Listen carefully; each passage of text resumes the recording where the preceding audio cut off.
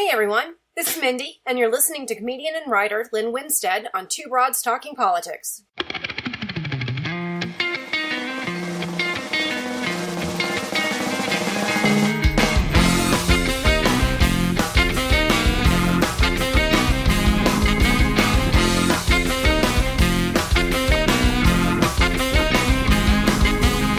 Are you listening?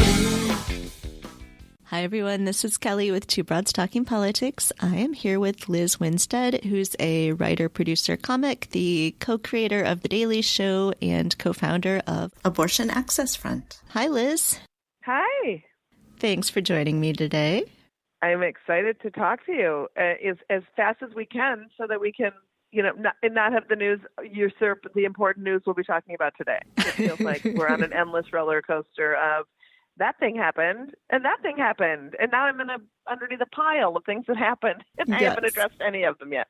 Yes, absolutely.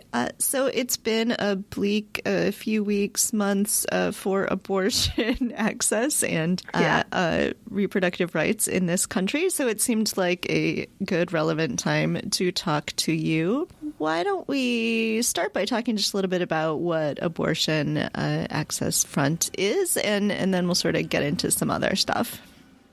Sure. So Abortion Access Front is a nonprofit organization that is run by comics and writers and activists and producers. And we do a couple of things. One thing we do is we make videos that sort of create and talk about the landscape of where we are at in access to reproductive care. And then also we do every day, we sort of keep people informed about all the laws that are coming down the pike because our media has sort of been terrible. So for a lot of folks who are like, I can't believe this is happening, we've been around in various iterations since 2010 and had been following the news every day. And through how we look at the lens and looking at the local papers and talking to activists and watching these laws come down the pike, like we have about 130 stories a week that we look at.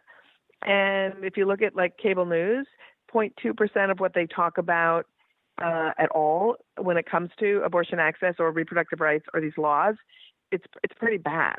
And they've only recently sort of started caring because of Alabama and Georgia, but there's been 330 pieces of legislation proposed or passed just this year. So we try to do that through our blog and through our social media. And then the biggest thing that we do is we travel around the country and we like to team up with the activists that are working locally and with the abortion providers locally in the states that are hardest hit. And we'll do a comedy and music show, and then we'll have a talk back after our show with our audience so that the audience themselves can learn about what's happening in their state, the laws that are coming down the pike, and how they can sort of do twofold activism. Because when we talk about fighting the laws, we also have to make sure that those who need the care will be getting it during the process of what happens with the legislation. And so the people at the clinics and the activists can fill them in on how they can participate in their own hometown. They sign up, and then we help them grow their activist bases in local communities. And the third thing we do is each clinic we go to, we do kind of a Habitats for Humanity kind of a public works project. A lot of clinics who are in hostile states have really a hard time getting gardeners or plumbers or roofers or people to come and like repaint their hallways or their exam rooms because they provide abortion. And so we go in and do some kind of work, some kind of project that helps out the clinic, and then we throw in some kind of self-care measures for the staff as part of the work. So we do a lot. That is a lot. And I don't think I had ever thought about that last piece about, sort of needing the contractors and things that wouldn't be willing to work on it. So that's completely fascinating. You recently changed the name. It used to be called Lady Parts Justice League. Can you talk a little bit about why the name change and rebranding? Sure. So the name came from when I was trying to figure out how I could combine my creative work and get my creative friends to do this work. we were sort of dabbling in making videos, and we were dabbling in how we were going to raise money for abortion funds. And, it was like, what are we going to call the organization? And I had been touring around the country individually, just doing fundraisers. And I met a legislator in Michigan named Lisa Brown, who, if your listeners will recall, back around 2011, states were trying to impose these terrible transvaginal ultrasound bills where if you wanted to access abortion care, there would be a state-mandated transvaginal ultrasound that your insurance wouldn't cover, so you would have another $700 tacked onto an already expensive procedure for no reason at all. So it was akin to really the state violating people. And so Lisa was fighting against this law in Michigan, and the Speaker of the State House in Michigan said, if you say the word vagina one more time, I'm going to throw you off the floor of the Michigan State House. And she said vagina again, because she's talking about a transvaginal ultrasound bill. He said, you must leave the floor. She met with him later and said, what word would you like me to use? And he said something that is more, I can't remember if the word was appealing or proper or appropriate, but it was a word like that. He said something like lady parts. And when she relayed that story to me, I was like, that is sort of how the patriarchy is encompassed in one story, where somebody can't hear the word vagina but feels wholly entitled to legislate it.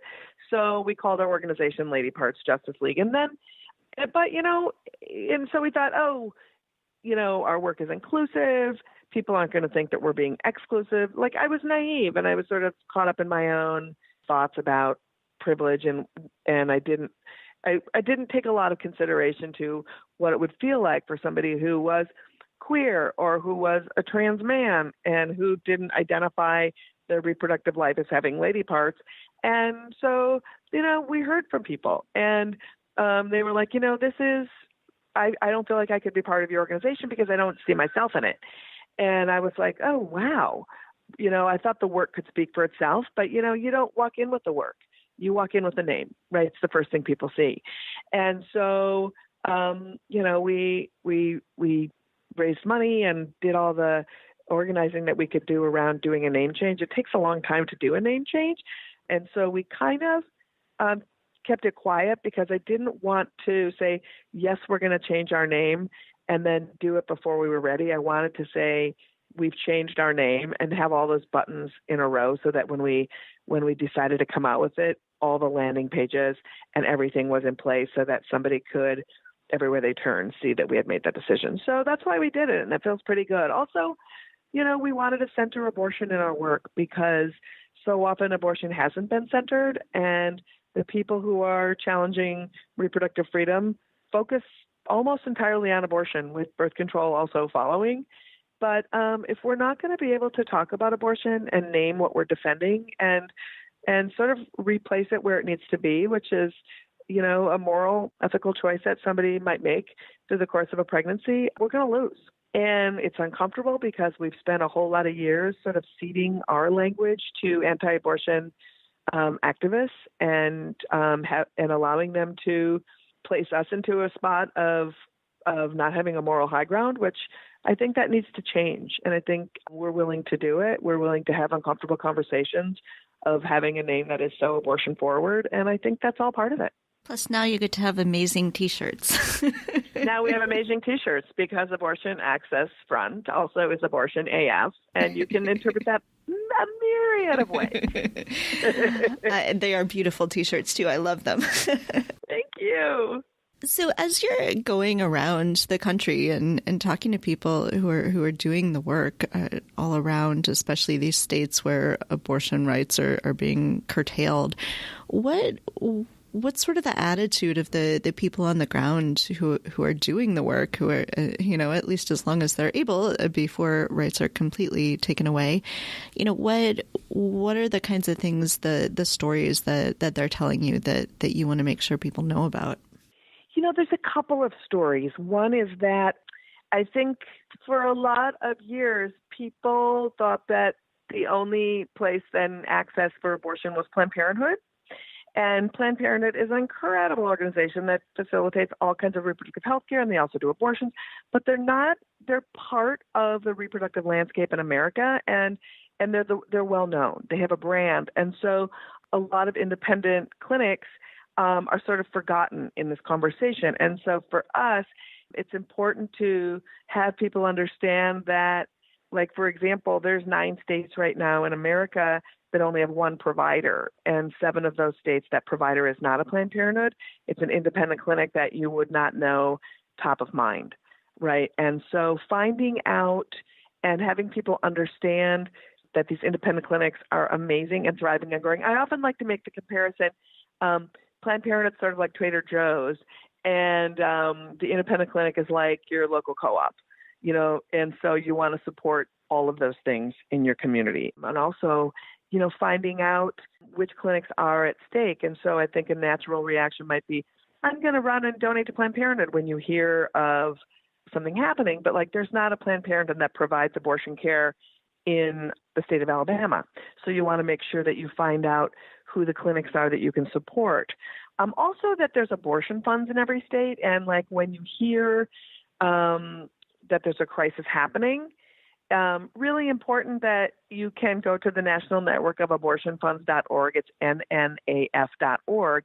And then find the state that you're reading about and donate money there, because those abortion funds will help out. It's just a one-stop shopping for, if it's a Planned Parenthood, if it's an independent clinic, they help facilitate practical support for people who live really far away. They help fund people who need extra money in accessing and paying for their care.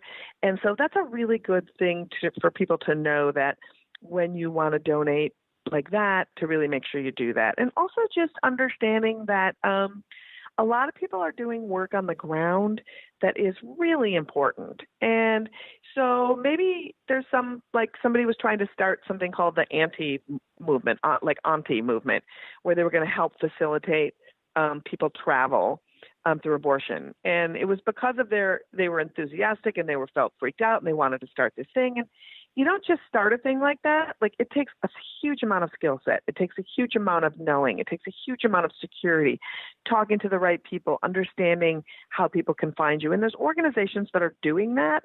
And so maybe letting people know, don't start a new organization. Ask and see where organizations exist and help support them. Put your finances and your skill set to helping them. I think that's a much better way to go, especially in a climate where there can be hostility and danger in doing some things. You really want to make sure that you're an expert in doing that. And then I think lastly, really just having people understand that you might not see it within your state legislature, but do some research to find out who are the people that are in your local governments who are wanting to make your state Alabama. Because the truth is, Oregon is the only state in our entire country that has not proposed a law to curb access to abortion after Roe v. Wade. Every other state has put up some kind of restriction. And so understanding who the people are that are trying to do that is really crucial. So, try to find out, call and find out who your state senator, your state legislature is, and ask them how they stand. And say to them, I'm a voter who votes on this issue, and, I want to know where you stand, and if you're going to be proactive about ensuring that the state that I live in, if Roe v. Wade should go overturned, that you're going to ensure that my state is a safe state for reproductive rights. So I think those are just some things that activists tell me, that providers tell me, and I think it's a good jumping off point. So about a year ago, there was a piece about you in Newsweek, and there was a quote from a former boss of yours who said, "Comedy is not a good tool for social change." Clearly, you seem to think the opposite, that comedy can be a good tool for social change. Why comedy, and why this issue? I think this issue, because for so long, it has been sort of thrust into this, it's a woman's issue. It hasn't been centered as a human rights issue that all genders should be fighting for. I think that people have abdicated their responsibility to standing up for literally, if you force someone into a pregnancy, you are taking away their full and total humanity. And the fact that that has not been centered, I think the fact that the conversation has been ceded to extremists for so long to where we're defending it, and to even where progressive voices will say things like, well, nobody's pro-abortion, but I am pro-choice. And it's like, well, actually, I am pro-abortion. There is nothing wrong with the procedure. I don't put a moral value on it. I don't challenge anyone's reason why. I don't think that every abortion is easy peasy for people. I also don't think it's always a dramatic or traumatic, emotional thing for someone to have. And I also honor when it is an unbelievably traumatic experience and choice that somebody might have to make because of a wanted pregnancy, because of the stigma that they've lived through religion, through a host of things. So abortion has a range that we never talk about. And so for me, it's really important to, through advocacy, talk about it. Humor, why use humor? I think because you can really cut through the ridiculous hypocrisy using humor. When you listen to the litany of moronic politicians and the reasons that they give for thinking that they're entitled to legislate abortion, or how they think pregnancy works, or their lack of knowledge around any of it, to be able to shine a light on them using humor and facts and outrage is a really good way to get people in the tent. You know, I was lucky enough to have the experience of being a political satirist and then creating The Daily Show and using my skills of humor to raise issues and been successful at it. And so one of the things that was always frustrating within, like, especially working in corporate spaces that were like, we'll let you do political humor, but you can't be an activist. You know, you can't have a call to action. And so for me, that was always frustrating because, like, why would I want to get people riled up and want to take action and then have to step back and say, figure it out yourself? To me, that was just really non-productive. Yeah. And so to be able to have an organization that is funny and fun and bold and shines a light on hypocrites and hypocrisy and tries to normalize abortion and then saying, here's how you can help do it, like, it completes the work for me. So you've picked up a lot of trolls on Twitter lately. I mean, maybe always. It's always. They just, I just feel like they all took a shower at once and finished dinner at once. They've been coming out at once. There's a rally happening on my Twitter feed. How do you balance between, you know, sort of ignoring and not wanting to engage with them, but also wanting to correct misconceptions? And, like, how do you find that balance? I think it's different for everyone. Yeah, you know, the thing is, like, one of the things, if I wish I had free time because I have so many ideas. And one of the things that I would love to do is just to be able to do a boot camp for people who to be online, because I think it's really important to be able to process when anger and rage and hatefulness comes at you. For me, I got to build up a skin because I was on stage for so many years having people scream at me, telling me I wasn't funny, you know? So I learned it, like, face to face with people. And so as the trolls come at me, it's almost like dealing with a heckler on stage. And when I have the ability to correct a record or they say something to me, I often like to retweet them with comment, because for so long in trying to do this work before there was social media, I had to spend an exhaustive, and this isn't just me, this is like any activist. Yeah, I had to spend an exhaustive amount of time trying to convince people how terrible it was out there and what the agenda of these people really was. And they'd be like, you're exaggerating. This isn't true. People aren't like that. And I was like, they're like that. I'm like, they come to my shows. And so now to be able to, with a simple retweet and a comment, show people that this is relentless. And a lot of times people will say things to me like, why will you, like, engage somebody who only has 10 followers? Like, why does that matter? And I was like, because I have 140,000 followers and I only have one vote, and that guy has 10 followers and they have one vote. And so understanding that how many followers someone has doesn't matter. The fact that a whole lot of people with 10 followers have the same impact at the polls as one of me. And so for me, it's really crucially important to reflect the volume of who those people are. And so that's why I engage. And I think there's a difference between highlighting and then shining a light and calling out. You know, it's like for me, if I was just like, look at this dummy, but it's like, no, dummy, here's the reality, here's where you're wrong, and now I'm going to have to bury you because you just continue to be ridiculous. But I think that for folks who are taking it on for the first time, it can feel really scary.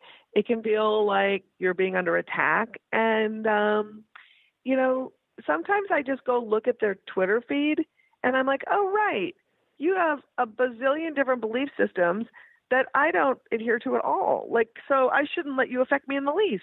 You're like the worst. So what, you know, so I have a rule when it comes to people who attack me. And it is, if you're not feeding me, family, or fucking me, your opinion is very low.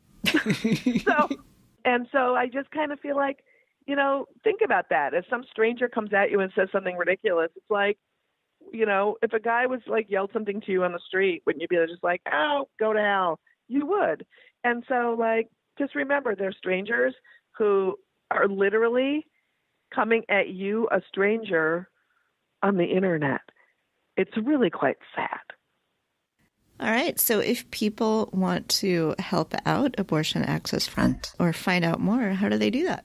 So you can go to aafront.org and you can see all the myriad of things that we do and the ways that you can participate with us.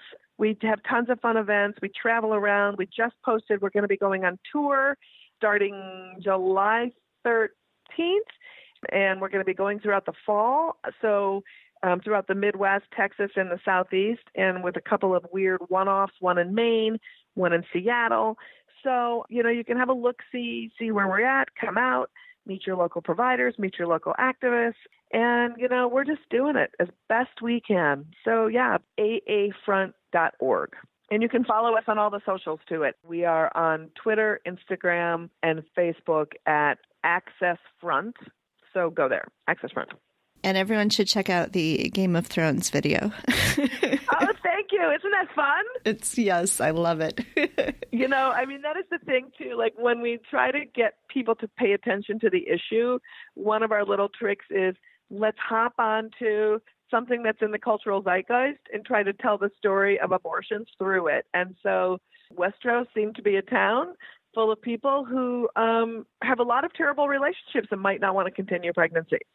So we threw it in. and a lot of characters who die by childbirth. Yes, exactly. It's so crazy. Yeah. Exactly. All right. Is there anything else you wanted to talk about? No, this was so much fun. All right. Excellent. People should definitely check out the T-shirts, too, because they're fantastic. Yes, check out the shirts. You can go to, I think we have a merch button on our website page. You can just go to the merch page, and it will take you right to where you can get the shirts. Yes. Excellent. Awesome. All right. Liz, thank you so much for joining me. This was really fun, and I'm so grateful for the work that you're doing. Well, I'm so grateful for you to amplify it. I always appreciate when somebody cares enough to understand that we need to be talking about this a lot. Yeah. So thanks so much. Thanks for listening to Two Broads Talking Politics. Our theme song is called Are You Listening? Off of the album Elephant Shaped Trees by the band Immunuri, and we're using it with permission of the band. Our logo and other original artwork is by Matthew Weflin and was created for use by this podcast.